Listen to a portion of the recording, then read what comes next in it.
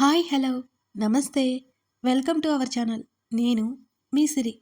ఈరోజు ఒక కొత్త కథతో మీ ముందుకొచ్చేసానండి.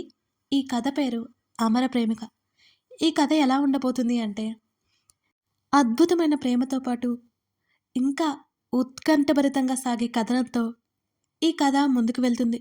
అసలు మిస్ చేయకుండా చూడండి. ఫస్ట్ పార్ట్ చూశాక మీరు ఈ కథలోకి ఖచ్చితంగా వెళ్ళిపోతారు. అసలు వదిలిపెట్టరన్నమాట. ఈ కథలో పాత్రలు, సన్నివేశాలు, ప్రదేశాలు అన్నీ కల్పితమేనండి. ఇక వీడియోని లైక్ చేసి కథ మొదలుపెట్టండి. అమర ప్రేమిక పార్ట్ 1. ఈ అమర ప్రేమిక కథను నేను ఒక ప్రముఖ రీడింగ్ యాప్‌లో కాంపిటీషన్ కోసం రాశానండి. అందులో చాలా కథల మధ్య ఇది టాప్ 1 స్టోరీగా నిలిచింది. ఈ కథ నాకు ఎంతో పేరు తీసుకొచ్చింది. అలాగే ఇక్కడ మీ అందరికీ నచ్చి మంచి లైక్స్ వస్తాయని ఆశిస్తున్నాను. ఈ కథ గురించి మీ అభిప్రాయం తప్పకుండా కామెంట్‌లో తెలియజేయండి. ఇక ఆలస్యం చేయకుండా కథలోకి వెళ్ళిపోదాం, వచ్చేయండి. నీ పచ్చని నరాల్లో నేను నీ రక్తంతో పాటు ప్రవహించాలని ఉంది. ప్రవహించి ప్రవహించి నీ ప్రతి అణువు ఆక్రమించాలని ఉంది. నా ఊపిరి నీ అనుమతితో సాగాలి. నా ఈ దాహానికి నీ ప్రేమ అవసరం. ఆ పేపర్ ముక్కలో అక్షరాలు చదవగానే ఒక్కసారిగా ఆమె గుండె జల్లుమంది. అప్పటికే ఆమె శరీరం నిండా ఆమెకే తెలియకుండా చెమటలు అలుముకున్నాయి. ఎదురుగా ఉన్న చిన్న పాపని చూస్తూ, పాపా, ఈ పేపర్ నీకెవరిచ్చారు అని అడిగింది ఆమె. ఆ అన్నయ్య ఇచ్చాడు అంటూ చాకోలేట్ తింటూ చేయి చూపించింది. చప్పున తలతిప్పి చూసిన ఆమెకి అక్కడ ఎవరూ కనిపించలేదు. సరేలే, నువ్వెళ్ళు అని ఆ పాపను పంపేసి మరోసారి చుట్టూ చూసి ఆ పేపర్ నలిపి ముక్కలు ముక్కలుగా చేసి కసిగా పళ్ళు బిగించి చెత్త కుప్పలో పడేసి చేతులు దులుపుకుంది. మరింత చిరాగ్గా స్కూటీ స్టార్ట్ చేసుకుని వెళ్ళిపోయింది. ఆమె వెళ్ళిన వెంటనే అతను అక్కడికొచ్చాడు. ఆమె స్పృశించిన ఆ కాగితపు ముక్కలు జాగ్రత్తగా దాచుకుని ఆమె ఎక్స్ప్రెషన్ గుర్తు చేసుకుంటూ అతను నవ్వాడు. అతను ఆ రోజులో అదే మొదటిసారి నవ్వడం. రోజు కంటే ముందే సంధ్యాతెర ఆకాశాన్ని కప్పివేసింది. చిరుచీకట్లు మెల్లిమెల్లిగా దూసుకొస్తున్నాయి. పావురాలు ఒక్కసారిగా పైకి ఎగిరాయి. బహుశా అతని నవ్వు చూసి కాబోలు. మధ్యాహ్నపు ఎండ జిగేలుమంటోంది. దూరం నుంచి చల్లగాలి ఆగి ఆగి వస్తోంది. అప్పుడప్పుడు విరుచుకుపడుతున్న ఆమె బారుకుర్ల నుంచి పిల్ల వెంట్రుకలు గాలితో పాటు స్నేహం చేయడానికన్నట్టు పరిగెడుతున్నాయి. కిటికీలో నుంచి బయటకు చూస్తూ తలదించి ఆమె చేతిని చూసుకుంది ఆయుషి. ఆమె కాస్త బొద్దుగా ఉన్నా సరే ఆమె చేతివేళ్లు సన్నగా పొడుగ్గా ఉన్నాయి. నరాలు పచ్చగా పైకే కనిపిస్తున్నాయి. చప్పున ఒక చేత్తో మరొక చేతి వెనుక భాగాన్ని దాచిపెట్టి 2 చేతులను ఒడిలో పెట్టుకుంది. ఎవరతను? తన్ని ఎంత డీప్గా అబ్జర్వ్ చేస్తే అలా రాస్తాడు?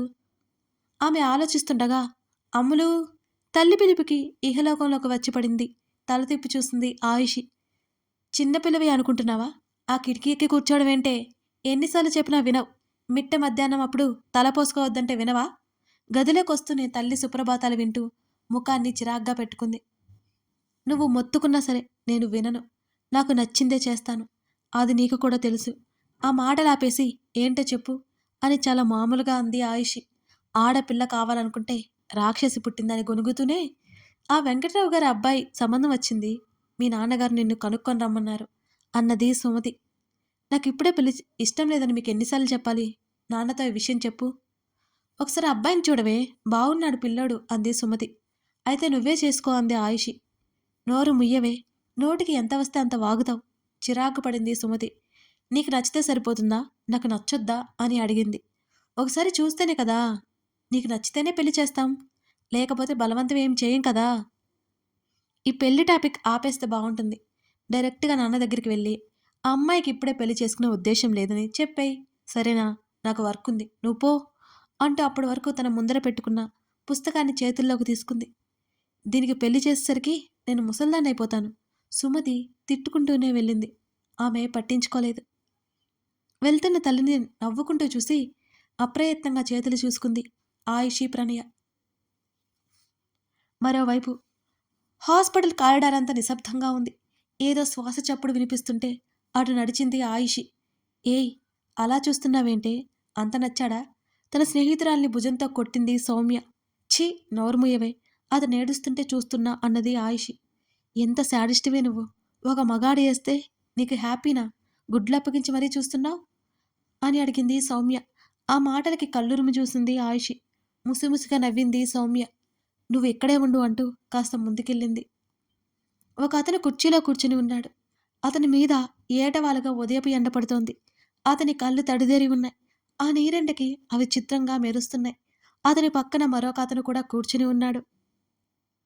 రేయ్! అందరూ నిన్నే చూస్తున్నాడ్రా. ఆపరా బాబు! అతని స్నేహితుడు కాబోలు ఇబ్బందిగా చుట్టూ చూస్తూ చెబుతున్నాడు. లోపల ఉంది మా అమ్మ. ఎవడో చూస్తే నన్నేం చేయమంటావు? అవతలికి పో! విసుక్కున్నాడు ఆ వ్యక్తి. ఆయూ! సౌమ్య పిలుస్తుంటే అతన్ని మరొకసారి గమనించి అక్కడ్నుంచి తిరిగి వెళ్ళిపోయింది ఆయుషి. ఈ పాప ఎవరే? అని అడిగింది సౌమ్య. చెప్తాను అంటూ ఆ పాపని తీసుకుని సౌమ్యతో పాటు బయటికొచ్చింది ఆయుషి. మీ ఇల్లెక్కడా? అని అడిగింది. ఈ పక్క బస్తీలో అక్క అని చెప్పింది ఆ పాప. సరే పద చూపించు అని ఆయుషి అడుగుతుంటే, ఒసేయ్ ఎక్కడికే? ఆమె చేతిని పట్టుకుని లాగింది సౌమ్య. రావే పక్కనే అంటోంది కదా అన్నది ఆయుషి. ముందు ఆ పిల్ల ఎవరో చెప్తావా లేదా? అని సౌమ్య అడిగింది. ఏం లేదే, కింద పడిపోయింది. చేతికి కాళ్ళకు దెబ్బలు తగిలితే ఇక్కడే హాస్పిటల్ ఉంది కదా అని లోపలికి తీసుకొచ్చాను. ట్రీట్మెంట్ ఇప్పించి ఫుడ్ పెట్టాను. అంత చిన్నపిల్ల ఇక్కడ ఏం చేస్తుంది? వాళ్ళ ఇంట్లో డ్రాప్ చేస్తే పని అయిపోతుంది కదా అన్నది ఆయుషి. ఆ అమ్మాయికి తెలుసు కదా, వెళ్ళిపోతుందిలే అన్నది సౌమ్య డ్యూటీకి లేట్ అవుతుందన్న ఉద్దేశంతో. 10 నిమిషాలు లేటుగా వెళ్తే కొంపలే మునిగిపోవులేవే అన్నది ఆయుషి.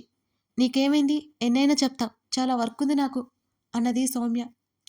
ఎప్పుడూ ఉండే వర్కేలే అని విసుక్కుని సౌమ్యతో పాటు ఆ పాప ఇంటికి వెళ్ళింది. ఆమె వెళ్ళేసరికి ఆ పాప తల్లిని ఆమె భర్త కొడుతూ ఉన్నాడు. ఏయ్! ఇవ్వవే! ఇంకోసారి లేదని చెప్పావో చంపేస్తాను. ఆమె దగ్గర డబ్బు గుంజుకున్నాడు. వెళ్ళిపోతున్నాడు. ఆమె ఏడుస్తూ తిడుతోంది. కూతురి దెబ్బలు కనిపించగానే కంగారుగా దగ్గరకొచ్చి కూతుర్ని తీసుకుంది. ఏమైంది తల్లీ? అని కూతుర్ని తడుముతూనే పక్కనే ఉన్న ఆయుషిని చూసింది. జరిగిందంతా చెప్పి, రోడ్డు మీద అన్ని బండ్లు వెళ్తుంటే పాపనొక్కదాన్ని ఎలా పంపించారండి? ఆయుషి చిరాగ్గా అడిగింది. నేను పంపలేదమ్మా. నా మొగుడు పంపాడు. వాడికి సిగరెట్ కావాలని దీన్ని పంపాడు. ఆ విషయం నాకు తెలీదమ్మా. ఆమె కళ్ళు తుడుచుకుంటూనే చెప్పింది. వస్తున్న కోపాన్ని బలవంతంగా ఆపుకుంటూ, ఇంకోసారి ఇలా జరగకుండా చూసుకో. చిన్న పాప కదా, ఏమైనా వెహికల్స్ దూసుకొస్తే తప్పించుకోలేదు అన్నది ఆయుషి. ఏం చేస్తాను తల్లి, నా మొగుడు వినిచేస్తే కదా, పిల్లల్ని కాల్చుకు తింటాడు. ఆమె మళ్ళీ కళ్ళొత్తుకుంది. దీర్ఘంగా నిట్టూర్చి, నేనొకటి చెప్పనా? దెబ్బకి నీ మొగుడు దారిలోకొస్తాడు అన్నది ఆయుషి. ఆమె కళ్ళు మెరిసి ఏంటన్నట్టే చూసింది. లాగిపెట్టి ఒక్కటి పీకు. అయినా వినలేదు అంటే కర్ర పుచ్చుకొని 4 వాయించు. అయినా వినలేదు అంటే కట్టేసి రూంలో పడే. అతనే దారిలోకొస్తాడు అని ఆయుషి చెప్తుంటే ఆమె కళ్ళు నోరు వదిలేసుకుని అలాగే చూసింది. ఇదేదో కొంప ముంచేలా ఉంది అనుకుంటూ ఆయుషి ముంజేతిని పట్టుకుని వెనక్కి లాగుతోంది సౌమ్య. అదేం పట్టనట్టుగా సౌమ్య చేతిని వదిలించుకుని, ఆ పని చేస్తే నన్ను చంపేస్తాడమ్మా అని భయంగా చూసింది ఆవిడ. మీ పెళ్లి జరిగి ఎన్ని సంవత్సరాలయింది అని అడిగింది ఆయుషి. 10 ఏళ్ళు అని చెప్పింది ఆవిడ. 10 ఏళ్ల నుంచి ఇంతేనా?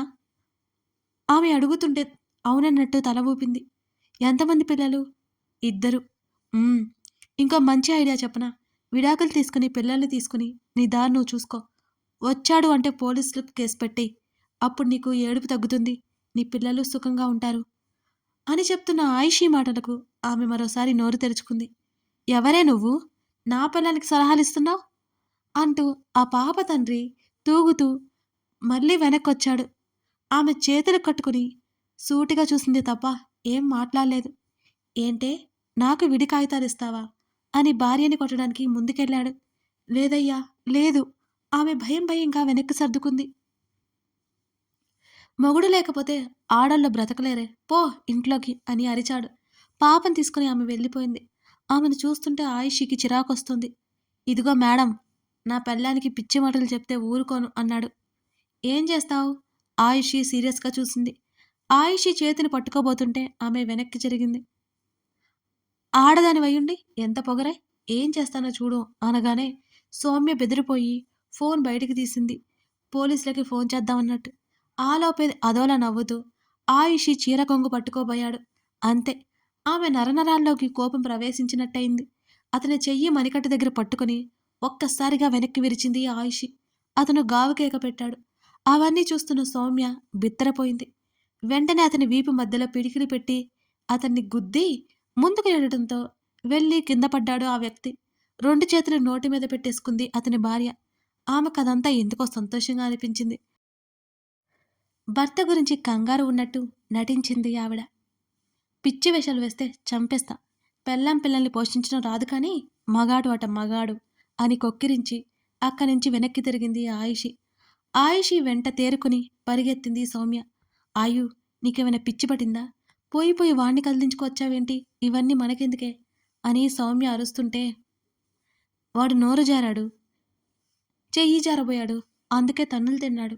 అంతేకాని వాళ్ళ గురించి నాకెందుకు? నడుస్తూనే అన్నది ఆయుషి. ఆ లాజిక్కి నోరు తెరుచుకుంది సౌమ్య. అసలు ఆ పిల్లని అక్కడే వదిలేస్తే సరిపోయేది కదా. నువ్వు చెప్పావు కదా, నెక్స్ట్ టైం అలాగే చేస్తానులే అన్నది ఆయుషి. మళ్ళీ నెక్స్ట్ టైమా అంటూ కళ్ళు తెరేసింది సౌమ్య. హడావిడిలో కింద పడిన ఆయుషి కర్చీఫ్ చేతుల్లోకి తీసుకున్నాడు ఓ వ్యక్తి. అది ముక్కు దగ్గర పెట్టుకున్నాడు.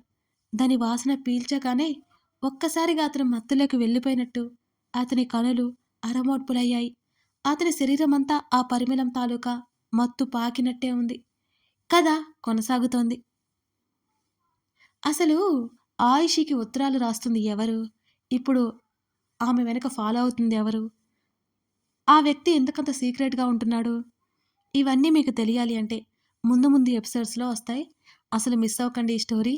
ప్రతి ఎపిసోడ్‌లో మంచి థ్రిల్లింగ్ పాయింట్ ఉంటుంది. నేను మీకు ఖచ్చితంగా చెప్పగలను. ఇది కాంపిటీషన్ కోసం రాసుకున్నానండి. ప్రతి ఎపిసోడు మంచిగా రాసుకున్నాను. ఇంతవరకే కట్ చేయగలను. మీకు రెగ్యులర్ ఎపిసోడ్స్ వస్తాయి. మన ప్రెజెంట్ స్టోరీస్‌లో ఏదో ఒక స్టోరీ అయిపోయాక ఇది మీకు వచ్చేస్తుంది. మిస్ చేయకుండా చూసేయండి. లైక్ చేసి, కామెంట్ చేసి మీ అభిప్రాయాలు తెలపండి. Thank you for watching this video.